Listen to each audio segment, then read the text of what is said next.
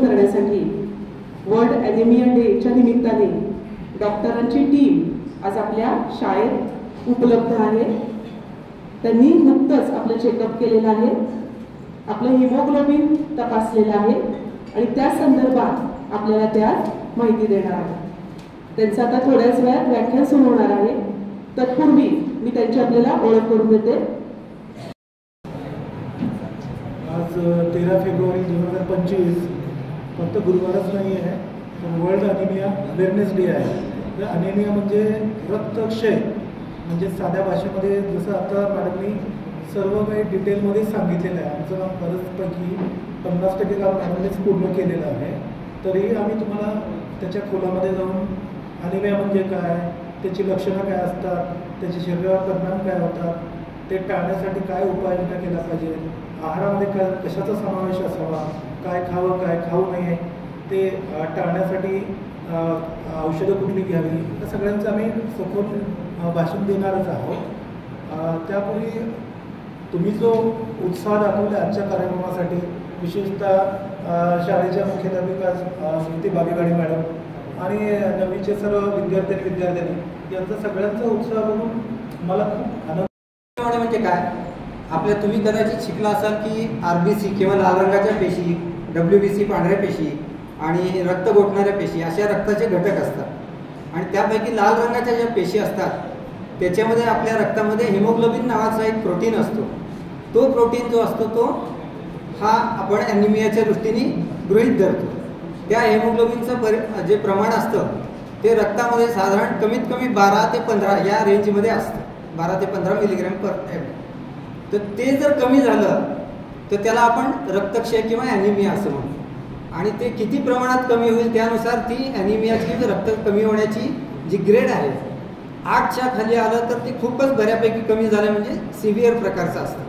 8 ते 10 मध्ये थोडंसं मॉडरेट म्हणजे मध्यम, आणि 10 ते 12 मध्ये कमी प्रमाण, असं रक्तक्षय किंवा ॲनिमिया असं क्लासिफिकेशन असतं। आता हे कमी झालं म्हणजे त्याचा परिणाम काय होतो शरीरावरती, हे हिमोग्लोबिन जे असतं हे आपल्या लाल पेशींमधून शरीराच्या सगळ्या भागात रक्त पसरलेलं असतं आणि फुफ्फुसामध्ये या लाल पेशी जे असतात ते आपण हवेतनं श्वास जो घेतो तो ऑक्सिजन तो जो रक्तात मिसळतो तो सगळा ह्या हिमोग्लोबिनच्या बरोबर लाल पेशींमध्ये तो ऑक्सिजन जातो आणि शरीराच्या कानाकोपऱ्यामध्ये ह्या हिमोग्लोबिनच्या थ्रू ऑक्सिजन हा शरीराच्या प्रत्येक भागाच्या रोजच्या कार्यासाठी हा पसरवला जातो।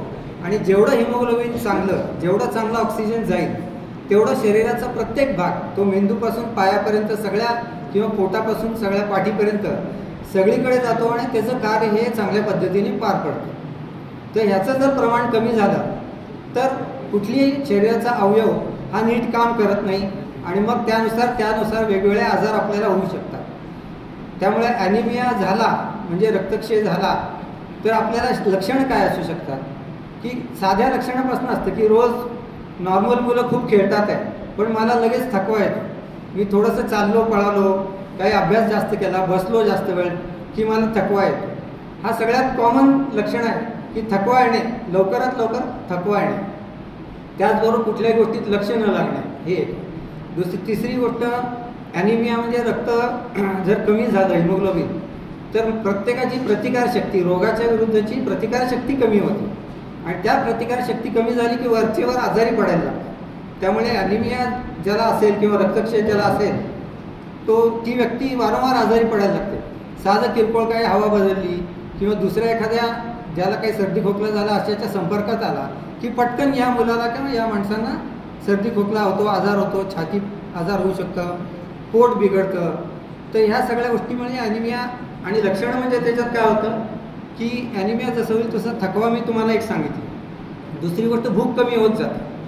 भूक कमी झाली म्हणजे काय होतं की माणूस कमी खायला लागतो, कमी खायला लागलं की पर्यायाने तुम्ही कमी खाल्लं, अन्न कमी, पोषण कमी, त्यातून परत अजून तुमचा रक्तक्षय किंवा हिमोग्लोबिन अजून कमी होत जातो। अशी ती वाईट सायकल असते, त्याला विशियस सर्कल म्हणतो आम्ही त्याला, ही वाईट सायकल असते। अजून कमी खायला लागली की माणूस अशक्त होतो, चिडचिडा होतो, झोप लागत नाही, रोज त्याचं अंग दुखायला लागतं, संध्याकाळी शाळेतून घरी आलं की पाय दुखायला लागतात, डोकं दुखायला लागतं आणि अभ्यासामध्ये लक्ष लागत नाही, खाण्यामध्ये लक्ष लागत नाही आणि चिडचिड करायला लागतात मुलं मुली कोणी असू दे। हे मुख्य कारण आहे। म्हणजे त्यातलं मुख्य कारण काय आहे की डाएटमधनं जो आपल्याला जिथून हिमोग्लोबिन किंवा आयर्न जास्त घटक, तो आयर्न हा घटक त्याच्याबरोबर बाकीचे पण असतात एलिमेंट, मॅग्नेशियम, कॅल्शियम वगैरे हे, पण हिमोग्लोबिनसाठी मुख्य घटक जो आहे तो आयर्न, लोह. हे जर आपल्याला खाण्यामधून कुठल्याही प्रकारे कमी पडलं तर त्यानुसार हिमोग्लोबिन कमी होतं आणि ॲनिमिया व्हायला लागतं. त्याचबरोबर हे एक महत्त्वाचं कारण आहे आपल्या देशामध्ये. पण दुसरं कारण काय असतं की शरीरामध्ये कुठेही अंतर्गत रक्तस्राव होतो जो आपल्याला वरून कळत नाही. विशेषतः मुलींमध्ये, स्त्रियांमध्ये मासिक पाळीच्या वेळेला जास्त रक्तस्राव होतो, तर ते कळत नाही आपल्याला. पण त्यांचं पण हिमोग्लोबिन आणि त्यांचं रक्त कमी झालं की त्यांना पण ॲनिमिया कॉमनली असतो स्त्रियांमध्ये. तसंच जेवण कमी हा सगळ्यात कॉमन आहे. कमी खाणारे काही काही कारणाने, किंवा तुम्ही जे तुमचं जे डाएट आहे, डाएटमध्ये तुम्ही जे हिरव्या रंगाचे, काळ्या रंगाचे, लाल रंगाचे, ब्राऊन रंगाचे ज्या गोष्टी पदार्थ असतात, त्यामध्ये फळं आलं, भाजीपाला आला किंवा बाकीच्या वस्तू आल्या, हे जर तुम्ही कमी खाल्लं तर त्यातनं तुम्हाला आयर्न शरीरामध्ये कमी जातं आणि रक्तक्षय होतो. रक्तक्षय झाला की तुमचे बाकीचे सगळे मी म्हणलं तर असे वेगवेगळे आजार चालू होतात. तेव्हा खाण्यामध्ये डाएटचं बोलणार आहे तुम्ही, खाण्याचं पुढचे डॉक्टर गाडी किंवा कृती सांगतील, तर ही लक्षणं आहेत. आणि म्हणलं तसं वरचेवर आजारी पडतो, विकनेस येतो, जो स्ट्रेंथ असते शरीरामध्ये, स्ट्रेंथ असते ती येत नाही. आणि या सगळ्या अवॉइड करायचं असेल तर आपल्या आहारामध्ये हा बदल करून तुम्ही विशेषतः आजकाल पिझ्झा खाता किंवा काय नूडल्स खाता, मैद्याचे पदार्थ खातो आपण, हे सगळे हानिकारक असतात. त्यामुळे जो चौरस आहार जो आपला पहिल्यापासून शिकवला आहे आपल्या पिढ्यानपिढ्या, तो आहार जर तुम्ही आणला तर तुम्ही खरंच चांगल्या प्रकारे हिमोग्लोबिन वाढलं तर ॲनिमिया तुम्ही कमी शकता. आता हे तुम्हाला मी 2 रक्तस्राव आणि पोषण, आहारातला आयर्न किंवा आहारातलं हिमोग्लोबिन कमी, हे सोडून इतरही काही कारणं असतात. पण ते काही विशिष्ट प्रकारचे आजार आहेत, गंभीर आजार आहेत. एखाद्याला TBचा आजार झाला तर त्याच्या शरीरामध्ये हिमोग्लोबिन नीट तयार होत नाही किंवा आयर्न नीट शोषलं जात नाही, काही आतड्याचे आजार असतात. तर हे वेगळी कारणं आहेत. परंतु कॉमन जी आहेत ती ही कारणं. कॉमन म्हणजे आहारातलं हिमोग्लोबिन किंवा आयर्न कमी आहे आणि विशिष्ट आजार आणि रक्तस्राव. तर या गोष्टी जी आहेत आणि लक्षणं मी तुम्हाला सांगितली, वरचेवर ताप येणं, अशक्तपणा वाटणं, थकवा येणं, उत्साह न वाटणं, चिडचिड होणं, हे सगळी लक्षणं आहेत. तर मला वाटतं हे पहिल्यांचं जे सांगितलं त्यानंतर बेसिक आहार सांगाल तुम्ही, तर डॉक्टर गाडे किंवा आता कोणीतरी बोलतो. व्यासपीठावरील सर्वजण विद्यार्थी मित्रांनो, आम्ही सोलापूर बालरोग संघटनेचे डॉक्टर्स आज आपल्याला ॲनेमिया किंवा रक्तक्षय याच्यासाठी मार्गदर्शन करण्याकरता इथे आलेलो आहोत. तर हा जागतिक पातळीवरचा जो आजार आहे त्याचा परिणाम हा मुलावरती विशेषतः होतो. आता आपण बघितलेलंच आहे, त्यांची जी शारीरिक, मानसिक आणि मेंदूची जी वाढ आहे ते खुंटते. त्यामुळं आम्ही वेळात वेळ काढून आपल्या शाळेमध्ये आम्हाला आमंत्रण केलं, त्याच्याबद्दल धन्यवाद. आणि आपण त्याच्याबद्दल माहिती घेत आहोत. तर आपण लक्षणं पाहिली तर आहारामध्ये काय पाहिजे मग, साधारणतः तुमचं जे वयोगट आहे त्यामध्ये कॅलरी रिक्वायरमेंट ह्या जास्तीच्या असतात तुमचं, कारण दिस इज एज ऑफ, तुमचं वय वाढत असतं तसं तुमची बोन, उंची, वजन, हार्मोनल चेंजेस होत असतात. त्यामुळे तुम्हाला या काळामध्ये कॅलरी रिक्वायरमेंट याची खूप आवश्यकता असते. तसंच याच्यासोबत लागणारे काही मायक्रो एलिमेंट्स असतात, मॅक्रो एलिमेंट म्हणजे काही कमी प्रमाणात लागणारे, काही जास्त प्रमाणात लागणारे घटक असतात. तर त्याच्यातलाच एक भाग आहे तो म्हणजे आयर्न, ज्याचा आज आपण इथं त्याच्याबद्दल माहिती घेत आहोत. आयर्न डेफिशियन्सीमुळे हा रक्तक्षय किंवा ॲनेमिया होतो. तर हा न्यूट्रिशनमधून आपण रिकवर करू शकतो. मेजॉरिटी टाईममध्ये आपल्याला हा ॲनेमिया या एज ग्रुपमध्ये सापडतो. तर आहारामध्ये काय काय खायला पाहिजे, पहिल्यांदा आहारामध्ये 2 प्रकारचा आहार घेतो आपण, एक म्हणजे व्हेजिटेरियन फूड आणि दुसरं म्हणजे नॉन व्हेजिटेरियन फूड. तर आयर्नचे काही व्हेजिटेरियन, जे स्ट्रिक्टली व्हेजिटेरियन खातात, म्हणजे ज्यांना मांस, मटन काही खात नाहीत, अशा लोकांसाठी पण सोर्सेस भरपूर आहेत. आणि जे लोक नॉनव्हेज प्लस व्हेज खातात, तर साधारणतः नॉन व्हेजिटेरियन सोर्सेस काय काय असतात, मांसपेशी किंवा आपण त्याला चिकन, मटन म्हणतो, त्यातल्या त्या स्पेशली लिव्हर जे असतं, तर लिव्हरमध्ये या सगळ्या आयर्न किंवा मायक्रोन्यूट्रिएंट ह्या सगळ्यांचा स्टोरेज असतो. त्यामुळं हे ॲडवाईस केलं जातं की ज्याला ॲनेमिया आहे त्यांनी लिव्हर खाल्ला पाहिजे. नंतर फिशमध्ये सुद्धा रिच सोर्स असतो, अंडी खाल्ली पाहिजे. म्हणजे फक्त आयर्न तर मिळतच मिळतं, पण आयर्न तयार करण्यासाठी जे प्रोटीन लागतं ते ह्या अंड्यामधून मिळत असतं. म्हणजे आपण फक्त आयर्न खाऊन चालणार नाही, तर त्याच्यासोबत आपल्याला प्रोटीन सुद्धा खाणं गरजेचं असतं, जेणेकरून आपल्या शरीराची वाढ सुव्यवस्थित आणि त्याच्यासोबत आपलं हिमोग्लोबिन हिम म्हणजे आयर्न आणि ग्लोबिन म्हणजे प्रोटीन आहे. तर हिम एक पार्ट आहे ना, ग्लोबिन एक पार्ट आहे. त्यामुळे या दोन्हीला चिटकून तुमचा ऑक्सिजन ओढून घेणारा मॉलिक्यूल तयार होणार. त्यामुळे तुम्हाला प्रोटीन सुद्धा खाणं तयार आहे. आता तुम्ही म्हणाल मी अंडा खात नाही, तर मग तुम्ही काय खाल्लं पाहिजे? उसळी खाल्ल्या पाहिजे, डाळी खाल्ल्या पाहिजे, पनीर खाल्लं पाहिजे. आणि आता तर अंड्याला जगजात व्हेजिटेरियन म्हणूनच मान्यता मिळाली. त्यामुळे तुम्ही जास्त अट्टहास न धरता तुमची तब्येत सुदृढ राहण्यासाठी अंडे खाणं तितकंच आवश्यक आहे. हे झाले काही नॉन व्हेजिटेरियन सोर्सेस. तर व्हेजिटेरियन सोर्सेसमध्ये काय येणार? हिरव्या पालेभाज्या. कोणाकोणाला आवडत नाही? हात वर का? मुद्दाम विचारलं मी, कोणाकोणाला आवडत नाही? कोणीच हात वर काय? कोणाकोणाला आवडतात? बघा, अजून सुद्धा 2च हात वर झाले. Very good. आता यातले किती जण खातात? बघा, म्हणजे याच्यातले 30. ठीक आहे, खाली ठेवा. 30% लोक तर ग्रीन लीफ व्हेजिटेबल खात आहेत. चांगली गोष्ट आहे.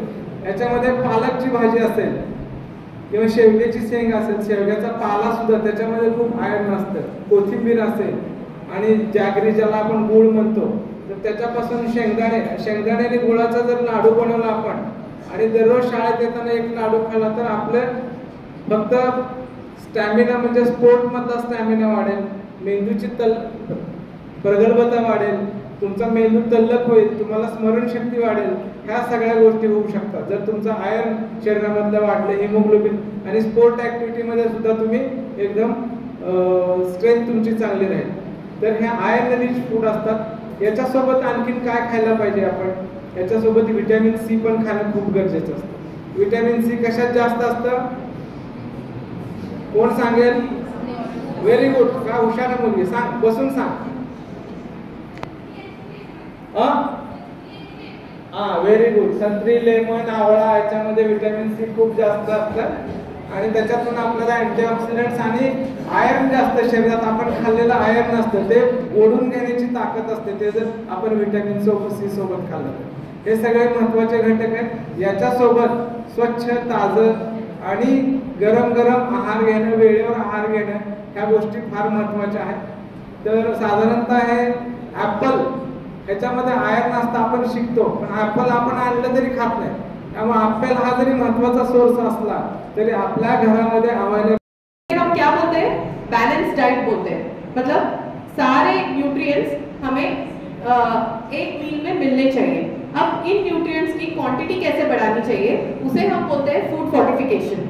जैसे कि मोस्ट इम्पोर्टेंट, जैसे सीनियर डॉक्टर्स ने बात की अभी, आयरन मोस्ट इम्पोर्टेंट मिनरल है जो सबको मिलना चाहिए, हाँ कि नहीं? स्पेशली गर्ल्स, है ना? अभी अनीमिया पे चल रहा है. अनीमिया मतलब खून की कमी.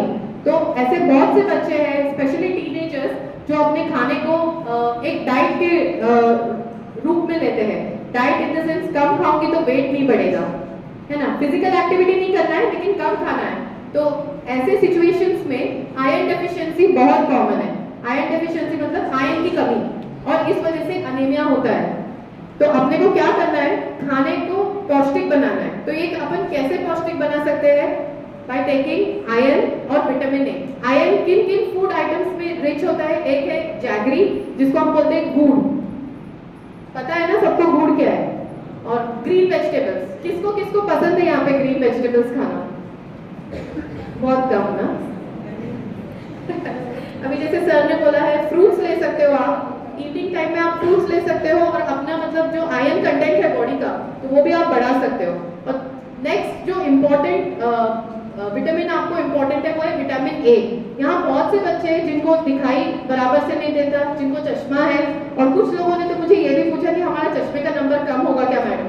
ऐसे तो नहीं होगा कि कम होगा, बट एक पॉइंट पे रुक सकता है अगर आप थोड़ी चीजों का ध्यान दो. जैसे कि स्क्रीन टाइम अवॉइड करो. स्क्रीन टाइम मतलब क्या? मोबाइल देखना, रील्स देखना, यूट्यूब देखना, ये सब अवॉइड करना है अपने को. एक चीज वो है. दूसरा है विटामिन ए, जो बहुत इंपॉर्टेंट न्यूट्रिएंट है अपने आंखों के लिए। तो कोई मुझे बता सकता है विटामिन ए किन किन फूड आइटम्स में रिच है? ऑरेंज कलर का कुछ होता है क्या? कैरेट्स का क्या बोलते हैं, गाजर। सो गाजर सबसे रिच होता है विटामिन ए में। अब नेक्स्ट न्यूट्रिएंट जो सबसे इंपॉर्टेंट है बढ़ते बच्चों के लिए, स्पेशली टीनेजर्स के लिए, वो है कैल्शियम। दूध किसे किसे पसंद है यहाँ पे? बहुत अच्छे बच्चे हो आप लोग सब, मतलब दूध पीते हो। Hands clap to you all, ऐसे क्लैप योरसेल्फ। दूध में क्या मिलता है आपने को? दो चीजें मिलती है, एक है कैल्शियम जो बहुत इंपॉर्टेंट है आजकल के बढ़ते बच्चों के लिए। बोन्स की गुड एनर्जी के लिए आपको कैल्शियम लगता है। Vitamin D, okay, you can even get through sunlight. Sunlight से भी आपको विटामिन डी मिल जाता है, जैसे कि मॉर्निंग में आप प्रेयर करते हो, असेंबली करते हो बाहर, so sunlight is a rich source of vitamin D, तो वो आपको इजीली मिल जाएगा। बट दूध हमेशा अपने को पीना है to improve the calcium levels. Calcium बहुत ही नेग्लेक्टेड पार्ट रहता है मोस्ट ऑफ अस में, क्योंकि इतना इंपॉर्टेंस नहीं देते। ठीक है, कम भी हो गया तो हम सप्लीमेंट्स ले लेंगे, ऐसा नहीं होता। Calcium overall growth and development of a child के लिए जरूरी होता है। हेयर ग्रोथ के लिए, बोन ग्रोथ के लिए, मसल मास के लिए, हर चीज के लिए कैल्शियम जरूरी होता है। जितना अपने को आयरन इंपॉर्टेंट है, उतना calcium, vitamin D, vitamin A, ये सारी चीजें भी इंपॉर्टेंट है। तो अभी जैसे कि सीनियर लोगों ने बताया कि आपको क्या क्या लेना है, दूध लेना है, ग्रीन वेजिटेबल्स लेना है, मोस्ट इंपॉर्टेंटली फ्रूट्स लेना है। फ्रूट्स में विटामिन सी रिच फ्रूट्स जैसे कि अपन बोलते हैं ऑरेंजेस और नींबू। तो नींबू पानी, जैसे शिकंजी बोलते हैं यहाँ पे, तो शिकंजी आप हमेशा पी सकते हो। और अभी क्योंकि समर शुरू होने वाला है, मोस्ट इंपॉर्टेंट थिंग इज पानी। सब लोगों को हाइड्रेशन मेंटेन रखना पड़ेगा, नहीं तो चक्कर आ जाएंगे। एग्जाम का टाइम है, तो बकल अप योरसेल्फ, तो पानी पीना ही है। शिकंजी बना के पियो, in the form of juice पियो, शक्कर डाल के पियो, वो अपने ऊपर है। ठीक है, थैंक यू। 2 मिनिटाचं लेक्चर फक्त बाकी आहे।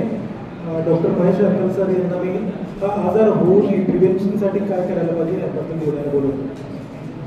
नमस्कार, मी डॉक्टर महेश अक्कल। 2च मिनिटं घेतो। आजच्या ॲनिमिया अवेअरनेस डेचं इम्पॉर्टन्स काय आहे? 13 फेब्रुवारी कसं सांगितलेलं आहे, आपलं नॉर्मल हिमोग्लोबिन 13पेक्षा जास्त पाहिजे। मग अशी मी काही 50 मुलांना चेकअप केलं, कोणाकोणाला किती टक्के पडतात, ज्यांचं हिमोग्लोबिन 11पेक्षा जास्त आहे, 12पेक्षा जास्त आहे, ते सगळे 80%चे पुढे होते। ज्यांचं हिमोग्लोबिन 10पेक्षा कमी आहे, ते सगळ्यांचे मार्क्स 80%पेक्षा कमी आहेत। तुमचे मार्क्स गुणवत्ता सुधारायचे असेल तर तुमचं हिमोग्लोबिन किती पाहिजे? 13पेक्षा जास्त पाहिजे, 13पेक्षा जास्त पाहिजे। आज आपल्या सर्व डॉक्टरांनी तुम्हाला समजून सांगितलं की डाएट कसं इम्प्रूव्ह करायचं आहे, काय काय खायला पाहिजे, बाहेरचं अन्न अवॉइड करायला पाहिजे, जंक फूड बंद करायला पाहिजे। या गोष्टींसोबत सर्वात महत्त्वाचं काय? Hand washing. तुम्ही डेली जेवायला बसताना त्याच्या आधी हात धुणं फार गरजेचं आहे। तुम्ही शौचास जाऊन आल्यानंतर हात धुणं गरजेचं आहे। घरातून म्हणजे बाहेर जाऊन घरी आलात किंवा मैदानातून तुम्ही घरी गेलात की वैयक्तिक स्वच्छता फार महत्त्वाची आहे। त्यानंतर आपण डाएट व्यवस्थित घेतलं आहे आणि सर्व गोष्टी व्यवस्थित आहेत, विटामिन सी खाल्लंय, आवळा खाल्ला, तरी पण हिमोग्लोबिन वाढत नाही। त्यासाठी काही जंतांचे असे आजार असतात की त्याच्यामुळे हिमोग्लोबिन आपल्या शरीरातून बाहेर पडत असतं। त्यासाठी आपल्याला ॲल्बेंडोझोल नावाची एक गोळी येते, दर 6 महिन्याला ही गोळी आपण घ्यायची आहे। त्या गोळीचं म्हणजे डोस जो असतो दर 6 महिन्याला ते संध्याकाळी ती गोळी घ्यायची आणि परत नेक्स्ट 6 मंथ्सला ती रिपीट करायची। जोपर्यंत आपण 13 हिमोग्लोबिनला पोहोचत नाही तोपर्यंत ते घ्यावंच लागेल। ठीक आहे, थँक्यू। आज 13 फेब्रुवारी जागतिक ॲनिमिया दिन।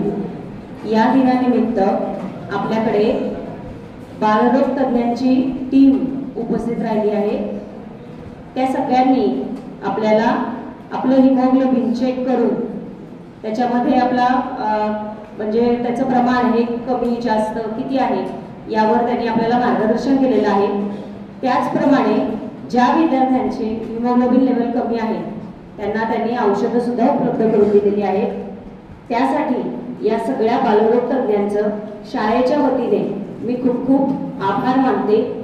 मुलांना आपण म्हणतो की वैद्य नारायण हरी, की वैद्यांना आपण देवाच्या स्वरूपात मानत असतो. आज त्यांची अख्खी टीमच्या टीम आपल्या शाळेला भेट देण्यासाठी, आपल्यावर उपचार करण्यासाठी, आपल्याला मार्गदर्शन करण्यासाठी येथे आपल्याला उपलब्ध झाली. त्याबद्दल त्या सर्वांचे मनापासून सगळ्यांच्याच वतीने मी आभार मानते. धन्यवाद.